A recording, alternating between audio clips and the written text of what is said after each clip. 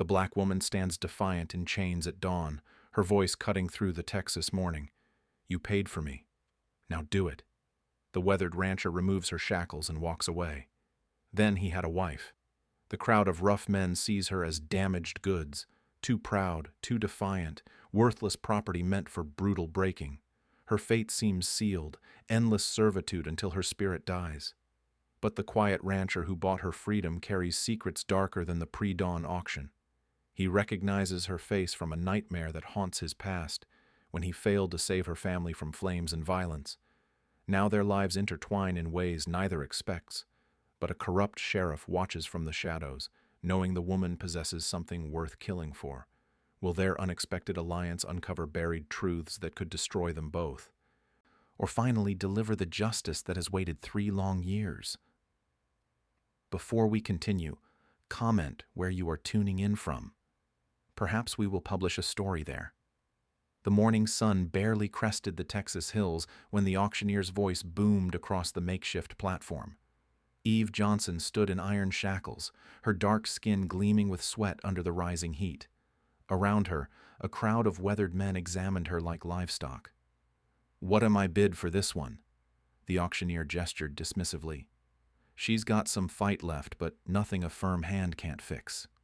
Eve lifted her chin. Her eyes blazed with defiance that made several bidders step back. She had escaped twice before. Each time, they dragged her back angrier than before. $15, called Duncan Cray, a plantation owner known for breaking difficult slaves. His cold smile promised suffering. The crowd murmured.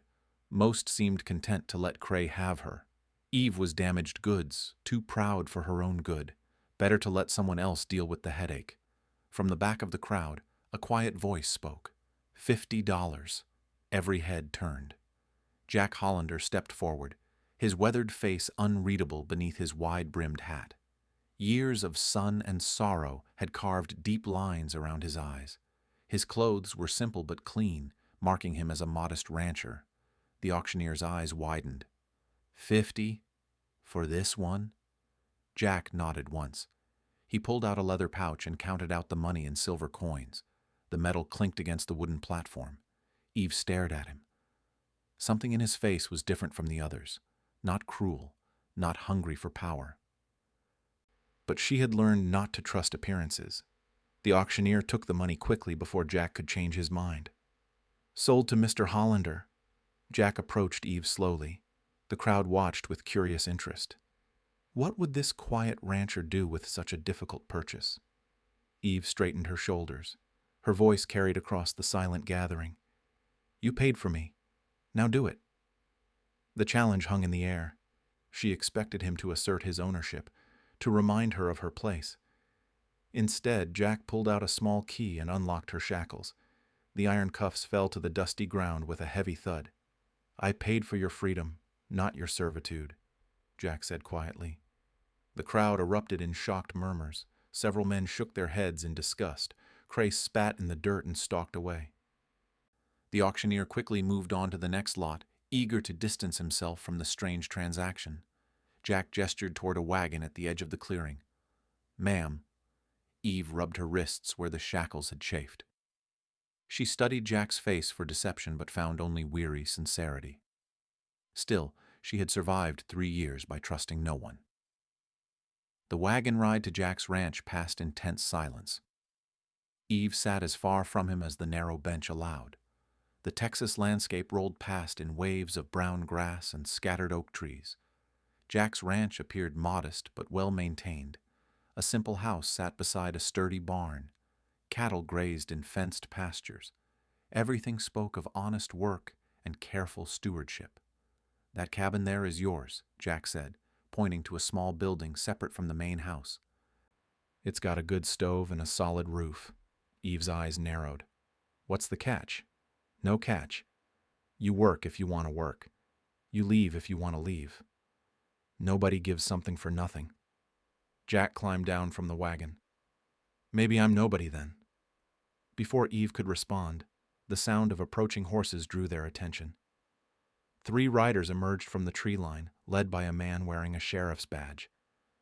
Sheriff Walter Kane sat tall in his saddle, his cold eyes fixed on Eve. "Afternoon, Hollander." Kane's voice carried the authority of his position. "Heard you made an interesting purchase this morning." "Afternoon, Sheriff." Jack's tone remained neutral, but Eve noticed his shoulders tense. Kane's gaze shifted to Eve. Recognition flickered across his features, though he tried to hide it. "This one looks familiar. Been some reports of runaway property in these parts." "She's not property," Jack said firmly. "She's a free woman." "Free?" Kane laughed. "Boy, you got paperwork saying she's free, because I got paperwork saying otherwise." Eve's blood ran cold. She had no documentation of her freedom. In the eyes of the law, she remained what she had always been since her family's death. Property. Kane's deputies flanked him, their hands resting casually on their gun belts. The message was clear. Eve could be taken at any moment. "I'll be back tomorrow with the proper forms," Kane said. "Unless you can prove legal ownership or some other protection." His smile was predatory. "Otherwise, this woman comes with me." The sheriff and his men rode away, leaving dust and menace in their wake. Jack stared after them, his jaw tight. Eve watched him carefully, measuring his reaction. Would he abandon her now that trouble had arrived? Most men would. "There might be a way," Jack said finally, "but you won't like it." "I'm listening." Jack turned to face her fully. "Marriage gives legal protection under territorial law. A married woman can't be claimed as property." Eve's breath caught. Marriage to a white man she barely knew. It seemed impossible, dangerous, perhaps even a trap. Yet the alternative was Sheriff Kane, and whatever fate awaited her in his custody. "It would be in name only," Jack continued. "A legal arrangement, nothing more." Eve looked toward the cabin he had offered, then back at the dust cloud from Kane's departure. Her choices were stark. Trust this strange rancher or face certain return to bondage. She had survived 3 years by making hard decisions quickly. "When?" she asked. The cabin smelled of cedar and soap.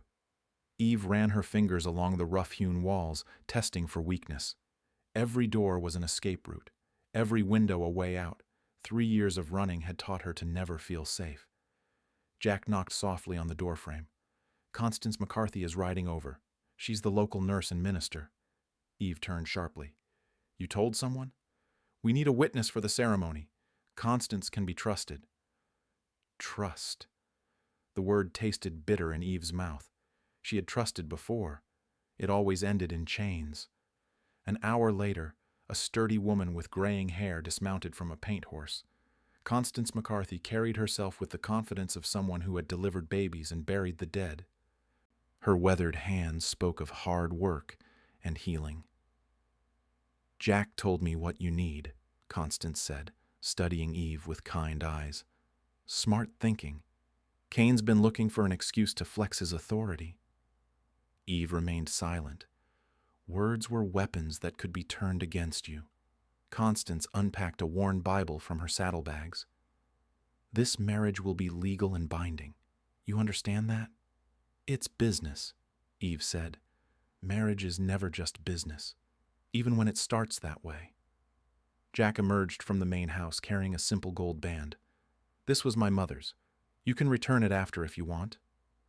The ring was warm from his pocket. Eve slipped it onto her finger. It fit perfectly, as if it had been waiting for her.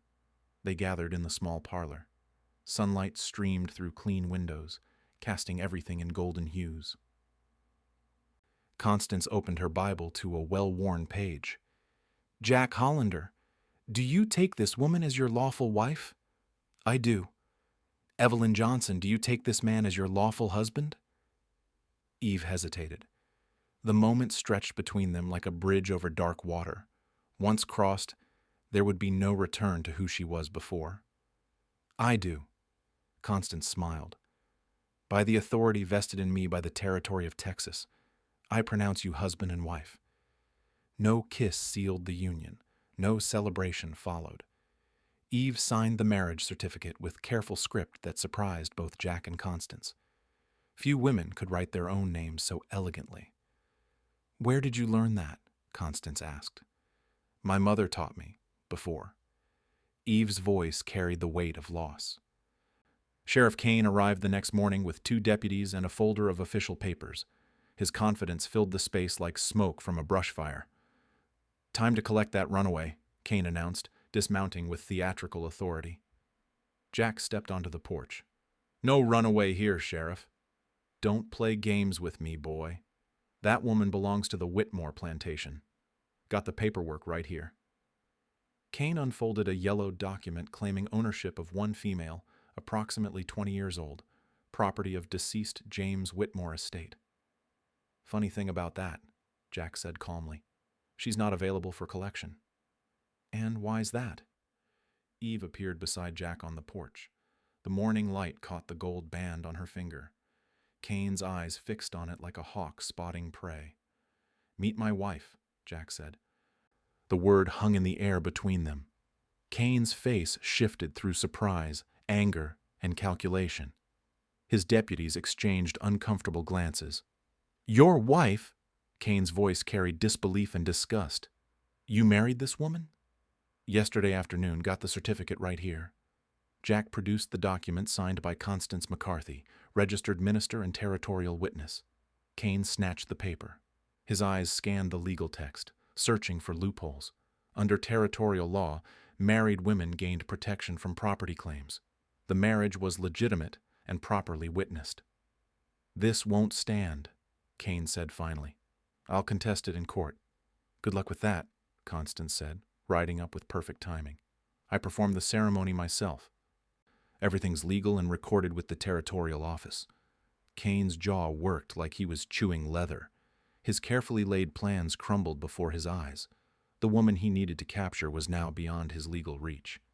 This ain't over, Kane warned. Marriage of convenience won't protect you forever.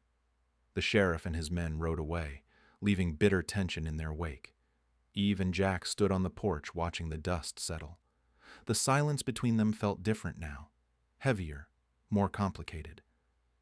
What happens now? Eve asked. Now we figure out how to be married strangers. That evening they established ground rules over a simple dinner. Eve would keep the cabin. Jack would remain in the main house. They would work the ranch together during the day, but maintain separate lives otherwise. How long? Eve asked. As long as it takes for Kane to lose interest, or until you want to leave. Eve studied her husband across the rough wooden table. He ate without rushing, spoke without demanding responses. His presence felt steady rather than threatening. Why did you really buy me at that auction? Jack set down his fork. Because everyone deserves a chance at freedom. That's not a real answer. It's the only answer I can give you right now. Eve nodded. Secrets were currency in her world. Everyone carried debts they couldn't pay. Outside, the Texas wind whispered through the oak trees. Somewhere in the darkness, Sheriff Kane planned his next move. But for the first time in 3 years, Eve Johnson Hollander slept without shackles. The gold ring caught moonlight through her window, heavy with promise and possibility. Dawn broke over the Hollander ranch with the sound of cattle lowing in distant pastures. Eve emerged from her cabin as the first light painted the sky orange. She had slept fitfully, unused to safety. Jack was already at the barn, checking the horses. He moved with quiet efficiency, his actions deliberate and unhurried. 3 days of marriage had established a rhythm between them, polite, careful, distant. Morning, he said without looking up. Morning. Eve approached the nearest horse, a chestnut mare with intelligent eyes. The animal shied away from her outstretched hand. Most creatures sensed the tension she carried like a second skin. Easy, girl, Eve murmured. She moved slowly, breathing steadily. The mare's ears flicked forward. After several minutes, the horse allowed Eve to touch her neck. Jack watched from the corner of his eye. She doesn't usually take to strangers. Animals recognize pain. They trust it more than kindness. The morning's work began without ceremony. Jack needed help moving cattle from the north pasture to fresh grazing land. Eve had claimed she could ride. Now she would prove it. The chestnut mare responded to Eve's touch like they had worked together for years. Eve's posture in the saddle was natural, confident. She guided the horse with subtle shifts in weight and gentle pressure from her legs. "Where did you learn to ride like that?" Jack asked as they approached the cattle. "My father raised horses. Before." The word carried the weight of loss. They worked in comfortable silence, moving the herd with practiced coordination. Eve anticipated the cattle's movements, positioning herself to guide stragglers back to the group. Her horse responded to commands Eve barely seemed to give. By midday, they had successfully relocated 30 head of cattle. Jack's estimation of his wife's abilities shifted considerably upward. "You've done this before," he said as they watered the horses. "Every day until I was 17. The number hung between them. 3 years ago, her life had changed forever. Jack did the arithmetic and kept his questions to himself. That afternoon brought visitors. The Morrison family arrived in a weathered wagon, their faces curious and cautious. James Morrison owned the neighboring spread to the east. "Heard congratulations are in order," Morrison said, tipping his hat to Eve. His wife, Sarah, climbed down from the wagon with careful dignity. Her eyes assessed Eve with the sharp attention of a woman protecting her social standing. "How lovely," Sarah said with forced brightness. "Such a surprise." Eve recognized the tone, polite disapproval wrapped in social necessity. She had heard it before in different circumstances. "Thank you," Eve replied evenly. The conversation continued with painful courtesy. The Morrisons asked about wedding plans they had missed, future intentions they weren't entitled to know. Jack fielded most questions with diplomatic non-answers. After they left, Eve helped Jack with evening chores. The barn felt safer than the house, where conversations led to dangerous territory. "They'll talk," Eve said, brushing down the chestnut mare. "Let them talk. It could hurt your business. Your reputation." Jack secured the feed bins with methodical precision. "My reputation survived worse than marriage." That evening they sat on the porch as twilight settled over the land. The day's heat gave way to cool air that carried the scent of grass and distant rain. "Tell me about the horses," Jack said.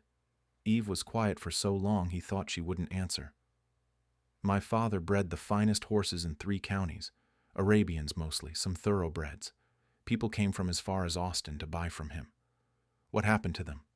Gone. All of it." Eve's voice was steady, but her hands clenched in her lap. "When they came, they took everything, burned what they couldn't steal." "They?" Eve looked at him directly for the first time that day.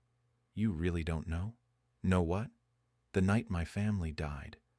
Someone led them there. Someone who knew about the horses, the land, everything we had." Jack felt ice form in his stomach. "Led who?" "Raiders. They came just before dawn. Said they had information about our property, our assets." Eve's voice grew distant. "My father thought they were buyers. He went out to meet them." The pieces of a terrible puzzle began forming in Jack's mind. 3 years ago, he had ridden patrol through this area. He remembered reports of a prosperous freedman family attacked by night riders. "I hid in the root cellar," Eve continued, "listened to them burn everything. By morning, my parents and brother were dead. The horses were gone. The deed to our land was missing." "The deed?" 500 acres of the best grazing land in the county. My father earned it fair and square. Got the papers from the Union Army for his service in the war." Jack's blood ran cold. He knew exactly which 500 acres she meant. Part of that land bordered his own property. Land that Sheriff Kane had been trying to buy from him for 2 years. "Eve," he said carefully, "what was your father's full name?" "Thomas Johnson. People called him Tom." The name hit Jack like a physical blow. He had found the Johnson homestead the morning after the attack, had helped bury the bodies, had wondered what happened to the daughter the neighbors said survived. "You know something," Eve said, reading his expression. Jack stared out at the darkening horizon. The truth sat heavy in his chest like a stone. Soon he would have to tell her that he had been there, that he had seen the aftermath of her family's destruction. That Sheriff Kane had been asking questions about the Johnson property ever since. The nightmare started that very evening. Eve's screams woke Jack from his own restless sleep in the main house. He found her sitting upright in the cabin, sweat beading on her forehead despite the cool night air. "Just a dream," she said before he could speak. Jack lingered in the doorway. "Same one? Always the same one?" She had told him enough. The flames, the screaming horses, the sound of her family dying while she hid like a coward. The guilt ate at her more than the grief. The next morning brought more questions than answers. Over breakfast, Jack tried to find the courage to tell Eve what he knew. The words stuck in his throat like thorns. "That land your father owned," he said finally. "Where exactly was it?" Eve looked up from her coffee. 5 miles north, near Miller's Creek." "Why?" Jack's stomach dropped. Miller's Creek bordered his property. The Johnson land was closer than he had feared. Just curious about the boundaries. But Eve had lived too long on instinct to miss the tension in his voice. "You know something about it. Maybe. Tell me." Jack pushed back from the table. "Let me show you something first." They rode north across rolling grassland dotted with oak trees. The morning sun cast long shadows that stretched toward distant hills. Eve recognized the landscape before Jack pointed out the landmarks. "There," she said, voice tight. "That's where the house stood. Only a foundation remained. Stones blackened by fire marked where the Johnson family had built their dreams." Weeds grew through the gaps where floorboards had burned away. Eve dismounted slowly. She walked the perimeter of the ruins like someone visiting a grave. Her fingers traced the stone chimney that had somehow survived the flames. "I found this place 3 years ago," Jack said quietly, "day after it happened." Eve turned to stare at him. "You were here?" "Part of a patrol. We got word about the attack too late." "You saw them?" Jack nodded. "Helped bury your family in the cemetery at Miller's Creek. Wondered what happened to the daughter." The truth hung between them like smoke. Eve's eyes searched his face for deception, for the lie that would make this easier to understand. "All this time, you knew who I was." "Not until you said your father's name, Thomas Johnson. Then it all came together." Eve walked away from him, toward what had once been the horse pastures. The wooden fences had burned, but the iron posts still stood like black sentinels marking the boundaries of loss. "Why didn't you tell me?" "Because I failed your family once. Didn't want to fail you too." Eve pulled something from her pocket, a brass compass, tarnished with age and worn smooth by handling. She held it like it contained her father's soul. "This was his. Only thing I managed to save." She opened the compass. The needle spun wildly before settling on magnetic north. He used it to survey the property lines. Jack dismounted and approached carefully. The compass was finely made, the kind of instrument that cost real money. Thomas Johnson had clearly prospered before his death. "May I?" Jack asked. Eve handed him the compass reluctantly.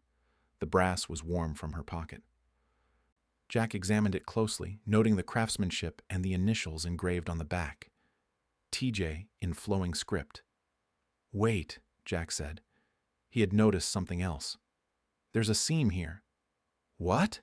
Jack pressed his thumbnail against an almost invisible line near the compass's base. A hidden compartment opened with a soft click.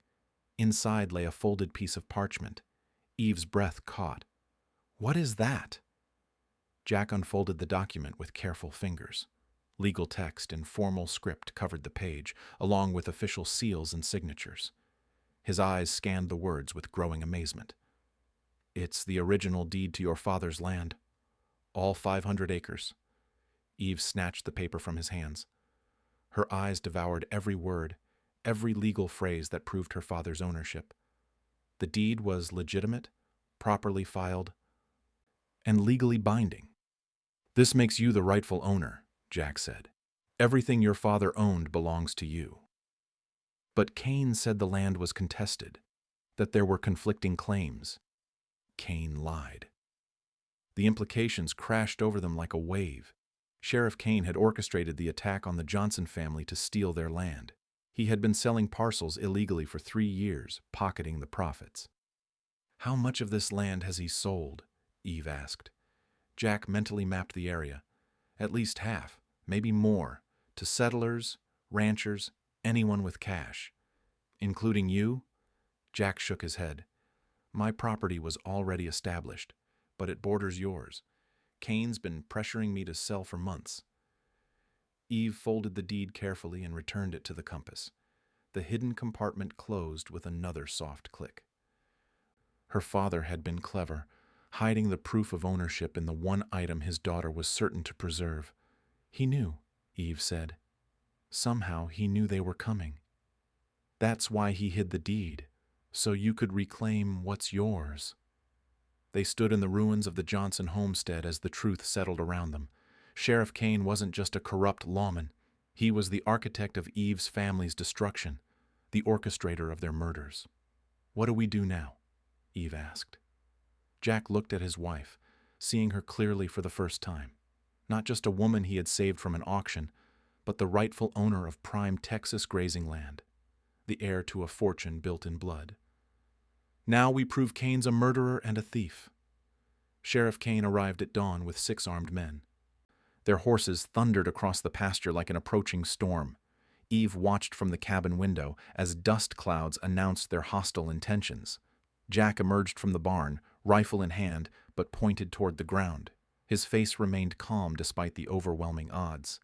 Eve had learned to read his expressions. Beneath the surface, he was calculating distances and possibilities. Kane dismounted with theatrical authority. His badge caught the morning light like a warning beacon. The hired guns spread out in a loose semicircle, hands resting on their weapons. "Time to end this charade, Hollander," Kane announced. "Got federal papers this time. This woman and this property belong to the state pending investigation." Eve stepped onto the porch. The brass compass weighted her pocket like an anchor. Everything they had discovered depended on what happened in the next few minutes. "What investigation?" Jack asked. Kane unfolded an official document with practiced ceremony. "Land fraud. Turns out your wife's been claiming ownership of property that belongs to lawful settlers. Federal marshals want her for questioning." "Interesting timing," Eve said. "How's that?" "Just after we discovered the truth about the Johnson murders." Kane's confidence flickered. His eyes darted between Eve and Jack, measuring their knowledge against his exposure. "Don't know what you're talking about," Kane said. Eve pulled the compass from her pocket. "This belonged to my father, Thomas Johnson. Ring any bells?" The sheriff's face went pale. He recognized the compass from the night he had ransacked the Johnson house searching for the deed. "Where did you find that?" "Same place I found this." Eve opened the compass and withdrew the deed. The parchment crackled in the morning breeze. Kane's hired guns shifted nervously as their employer's composure cracked. "Original deed to 500 acres, Eve continued. "Signed and witnessed. Makes me the legal owner of land you've been selling illegally for 3 years. Kane's hand moved toward his gun. "That's a forgery." "Federal marshals can determine that," a new voice said. 3 riders approached from the east. United States Marshals, their badges clearly visible. Constance McCarthy rode behind them, her face grim with purpose. Marshal Thomas Wade dismounted with calm authority. His weathered face spoke of years enforcing federal law on the frontier. Kane's hired guns recognized real authority when they saw it. "Sheriff Kane," Wade said, "we need to discuss some irregularities in local land transactions." Kane's jaw worked like he was chewing leather. His carefully constructed kingdom of corruption was collapsing with every passing second. "This is my jurisdiction," Kane protested. "Not anymore. Federal crime supersedes local authority." Eve approached Marshal Wade with the compass extended. "This contains proof of my father's legal ownership of disputed property." Wade examined the deed with expert eyes. His expression grew darker as he read the legal text and verified the official seals. "Miss Johnson, I presume. Mrs. Hollander now. But yes." Wade looked at Kane with undisguised disgust. "Sheriff, this deed predates every land sale you've recorded in this area. Care to explain?" Kane's hired guns began backing away. None of them had signed up to face federal marshals over land fraud. Their loyalty extended only as far as Kane's ability to pay them. "The deed's a fake," Kane said desperately. "This woman's been coached." "By whom?" Wade asked. "Hollander. He's trying to steal land through a sham marriage." Eve stepped forward. "Sheriff Kane led the raid that murdered my family 3 years ago. He stole our property and has been selling it piece by piece ever since." "That's a serious accusation," Wade said. "I have proof." Constance dismounted and approached with a leather satchel. "Medical records from the night of the Johnson murders. I treated survivors from neighboring farms who witnessed the attack." She handed Wade a stack of documents. 3 families identified Sheriff Kane as the leader of the raiding party. Kane's face went white. "They're lying." "All of them?" Wade asked, "including the federal patrol that filed the initial report?" Jack stepped forward. "I was part of that patrol. I can testify that Sheriff Kane was supposed to prevent such attacks, not lead them. The evidence mounted like stones in a wall. Kane's corruption was exposed in brutal detail. Land theft, murder, federal fraud. The crimes painted a picture of systematic lawlessness." "Sheriff Walter Kane," Wade said formally, "you're under arrest for murder, land fraud, and violation of federal Reconstruction laws." Kane's hand moved toward his gun. The hired guards scattered like leaves before wind. None of them wanted to face federal marshals over a lost cause. "Don't make this worse," Wade warned. Kane's shoulders sagged in defeat. The fight went out of him like air from a punctured balloon. His badge hit the dirt with a dull thud. Marshal Wade secured Kane's weapons and bound his hands with iron shackles. The same type of shackles Eve had worn at the auction seemed fitting for her family's killer. "What about the settlers who bought land illegally?" Eve asked. "That will require federal court resolution, but as the rightful owner, you have significant legal options." Eve looked at Jack, then at the compass that had preserved her father's legacy. Justice had waited 3 years, but it had finally arrived with the morning sun. "Mrs. Hollander," Wade said, "you'll need to testify at trial." Eve nodded. "I've been ready for 3 years." Kane was loaded into a federal transport wagon, his kingdom of corruption reduced to memory. The hired guns had disappeared into the Texas wilderness, seeking easier prey. As the marshals prepared to leave, Eve felt something she had almost forgotten. Hope mixed with justice created a powerful combination that tasted like freedom. The federal trial lasted 3 weeks. Eve testified with quiet dignity, her voice steady as she recounted the night her family died. The courtroom fell silent when she described hiding in the root cellar while Sheriff Kane's men burned everything she had ever known. Kane was sentenced to 20 years in federal prison. The judge called it one of the most systematic cases of land fraud and murder he had encountered. Justice moved slowly, but it moved with finality. Eve returned to Texas as the legal owner of 500 acres of prime grazing land. The federal court had voided all illegal sales, compensating innocent buyers from Kane's seized assets. Her property was whole again. She stood where her family's house had been, holding her father's compass. The brass caught afternoon sunlight like a beacon. Jack waited beside their horses, patient as always. "What do you want to do?" he asked. Eve surveyed the rolling grassland that stretched toward distant hills. Her father had chosen this spot for its water access and natural windbreaks. It was still perfect for raising horses. "Build," she said.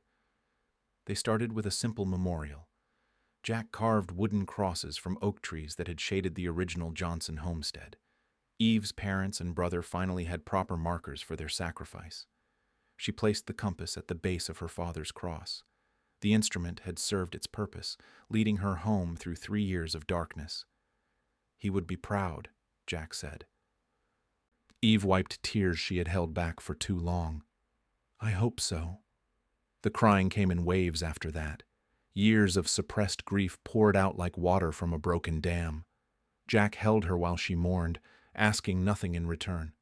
Recovery took time. Some mornings Eve woke expecting to find herself in chains. Other days she couldn't believe the land truly belonged to her. Freedom was a skill that required practice. They combined their properties into a single operation. Eve's inherited acres provided excellent horse pastures. Jack's established cattle operation generated steady income. Together, they created something neither could have built alone. The first foals arrived in spring. Arabian bloodlines Eve had thought lost forever emerged from mares they discovered on distant ranches. Her father's breeding program lived on in scattered descendants across 3 counties. Word spread about the quality horses coming from the Hollander Ranch. Buyers arrived from Austin and San Antonio, drawn by animals that combined beauty with intelligence. Eve's knowledge of bloodlines and training methods impressed hardened horsemen. "Your daddy taught you well," said Samuel Morrison, James Morrison's brother who had traveled from Austin specifically to purchase a stallion.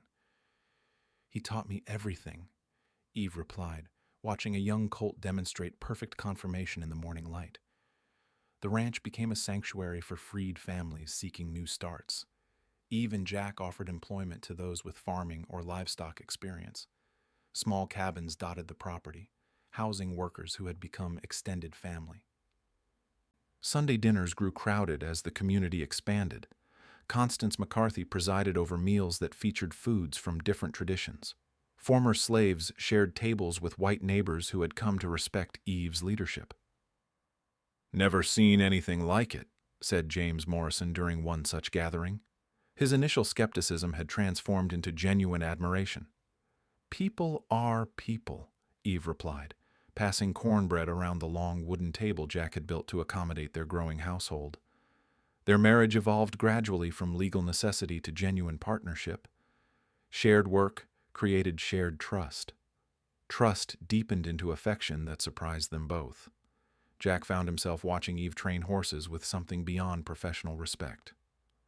Her patience with difficult animals revealed depths of character that matched her business acumen. Eve noticed how Jack treated everyone with equal dignity, from prominent buyers to the youngest worker learning to handle livestock. His integrity was as natural as breathing. The conversation came on a warm evening 6 months after Cain's trial. They sat on the porch of their rebuilt house, watching fireflies dance above the pastures. "This partnership's working out," Jack said carefully. "Better than I expected," Eve agreed. "What if we made it real?" Eve looked at him directly. "Real how?" "Real marriage, real life together." The gold ring had never left her finger. She twisted it now, considering possibilities that had seemed impossible when she stood in chains. "You sure about that?" "Never been more sure of anything." Their second wedding ceremony took place in the same spot where her family had lived. Constance officiated again, but this time the gathering included dozens of friends and neighbors who had come to celebrate rather than witness legal necessity. Eve wore her mother's dress, carefully preserved and lovingly altered. Jack wore his father's suit, pressed for the occasion. The horses nickered approval from nearby pastures. "This time it's for love," Constance announced, and the crowd cheered. The kiss that sealed their union was their first. It tasted of hope and new beginnings. That autumn brought their first joint cattle drive to market in Austin. Eve rode alongside Jack as an equal partner, her horse breeding operation financing expansion of their cattle herd. People stared at the unusual sight of a black woman conducting business as a ranch owner. Eve ignored the whispers. Her horses spoke louder than gossip. "Ma'am," said the livestock buyer, counting out payment for their cattle, "your operation's got quite a reputation." "Good horses and honest dealing," Eve replied, accepting the money with calm dignity. The train ride home took them through country where illegal auctions had once operated. Those sites were abandoned now, overgrown with weeds and haunted by memories. Eve watched the landscape roll past the window. 3 years ago, she had stood in chains, owned by cruelty and despair. Now she owned land, livestock, and most importantly, her own destiny. Jack's hand found hers as the train carried them toward home. The gold ring caught sunlight streaming through the window, a symbol of partnership freely chosen rather than necessity imposed.